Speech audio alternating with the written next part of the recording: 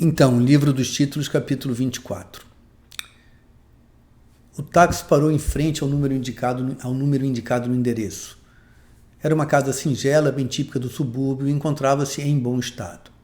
A rua era arborizada e tranquila, com algum movimento na maioria de pessoas de idade. A luz do luar, passando por entre as folhas das árvores, desenhava um rico mosaico de sombras no chão. Constança atravessou o pequeno jardim da entrada e chegou à porta. Havia um bilhete preso ao botão da campainha. Estarei à sua espera na casa de saúde Antoine Artaud, que fica logo mais abaixo na mesma rua. Genuíno Jesus estava sentado num banco de madeira no centro do jardim. Tinha o livro dos títulos no colo. Ainda se acostumava com a novidade de ser louco, quando a presença de uma pessoa descendo pela calçada capturou a sua distraída atenção. Sob a luz sombreada da rua, a figura não se definia, mas pelo modo do andar e o movimento dos cabelos percebia-se que era uma mulher.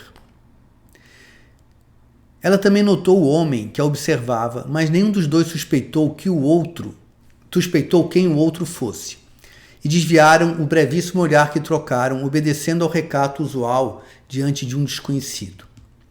O porteiro na entrada tinha os olhos pregados numa pequena televisão e deu pouca atenção a ela, avisando que poderia passar, que estava sendo esperada no jardim.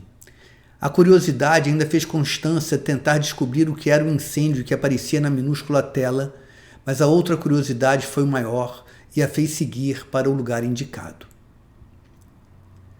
Logo estavam um diante do outro, Jesus e Constança. Olharam-se atentamente e não puderam acreditar no que viam. Do outro lado do olhar, a pessoa que os olhava não era quem deveria ser. Ela não era a Constança dele e ele não era o namorado dela. Mas miravam-se, profundamente apaixonados, do modo como haviam combinado consigo mesmos que fariam. Havia tanto amor no olhar da pessoa em frente que nenhum dos dois teve coragem de decepcionar quem os olhava, e seguiram improvisando sobre o imprevisto, apesar do enorme buraco de perplexidade que se abriu entre eles. Constança, disse ele. Senhor, por favor, ponto-me leia, disse ela. E sorriram, confirmando as identidades surpreendentes e aumentando a confusão. Sustentaram o silêncio enquanto puderam, mas era preciso agir antes que a verdade constrangedora se revelasse. Da parte dele, a próxima coisa a fazer seria entregar o livro. Da parte dela, perguntar pelo final da história que ele havia prometido contar pessoalmente, justamente. E foi respondendo a essa pergunta que Genuíno Jesus passou às mãos de Constança o livro dos títulos, que havia lhe custado quase 20 anos para escrever. E se arrependeu imediatamente, como se tivesse atirado ao mar a sua própria vida. Constança, por sua vez, recebeu o livro que não deveria existir antes que ela tivesse publicado. E, surpreendida pela presença física do objeto, sentou-se no banco de madeira, abriu a bela edição, nova, mas com jeito de livro restaurado, e começou a ler.